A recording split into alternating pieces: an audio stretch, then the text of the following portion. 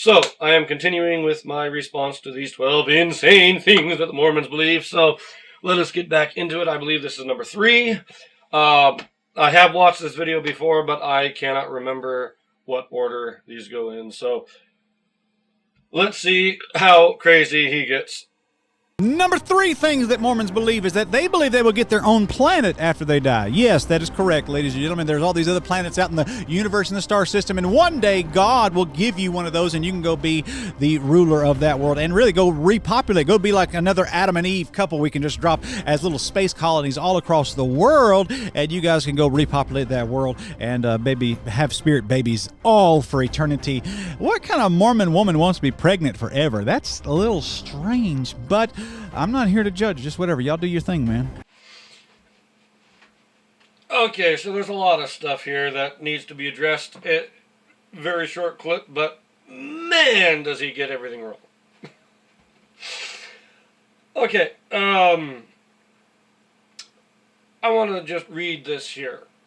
This is from Gospel Topics Essays, a collection of essays that was put out by the church back in like 2013, 2014, I can't remember exactly when. This particular one is titled Becoming Like God. Great read. I think everybody should go read it. It explains the doctrine very well. I want to read this one section.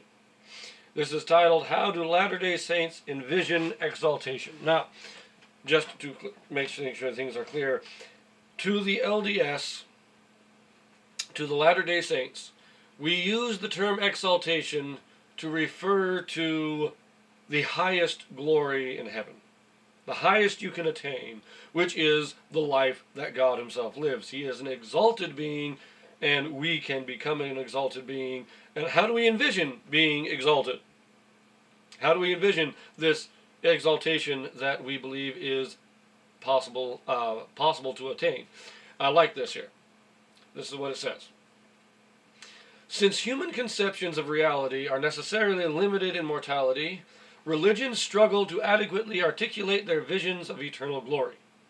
As the Apostle Paul wrote, Eye hath not seen nor ear heard, neither have entered into the heart of man the things which God hath prepared for them that love him. These limitations make it easy for images of salvation to become cartoonish when represented in popular culture. For example, scriptural expressions of the deep peace and overwhelming joy of salvation are often reproduced in the well-known image of humans sitting on their own clouds and playing harps after death. Latter-day Saints' doctrine of exaltation is often similarly reduced in media to a cartoonish image of people receiving their own planets. Now, I will read, there's 2 more paragraphs to this, but I just want to point out that that's exactly what this idea is. The doctrine does not state you'll receive your own planet. No, we'll be like God. God created this planet. He created worlds without number. And if we're like God, we will have the power to create worlds. It's not this idea that, oh, there's all these planets out there and eventually God's going to give you one of them and you can become like Adam and Eve. No. First of all, Adam and Eve were mortal. We're going to be immortal. We're going to be resurrected, exalted beings. Not an Adam and Eve. That's beyond cartoonish. That's just...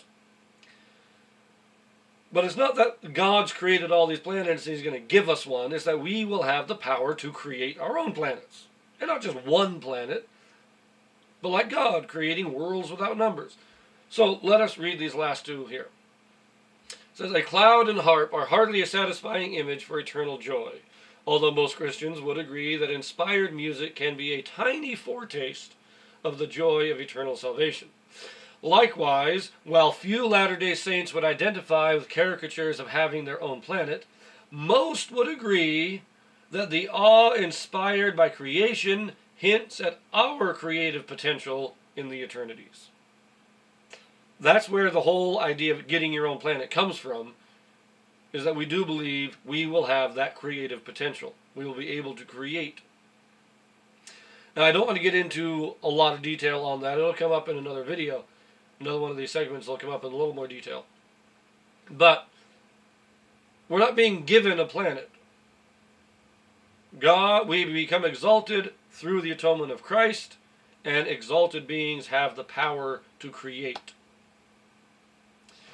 But I like this. This is what the doctrine of exaltation really is. This last paragraph, I love the way they explain this here. It says, Latter-day Saints tend to imagine exaltation through the lens of the sacred in mortal experience.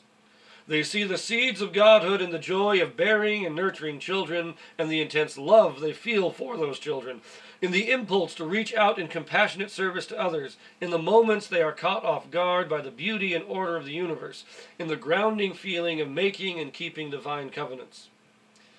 Church members imagine exaltation less through images of what they will get, and more through the relationships they have now, and how those relationships might be purified and elevated. As the scriptures teach, that same sociality which exists among us here will exist among us there, only it will be coupled with eternal glory, which glory we do not now enjoy. That's what exaltation is all about. It's not about getting a planet. It's not about becoming your own Adam and Eve, no. It's about our families and relationships in this life being exalted in glory and perfection. And just as in this life we act as a family,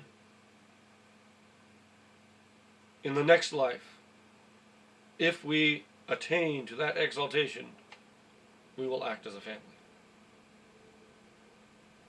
This is my response to his third point. So if you are enjoying it, like, subscribe, and tune in for the next videos. I will say I might have to be going out of town in another day or two, so there may be a few days pause between videos. Anyways, have fun. See you in the next video.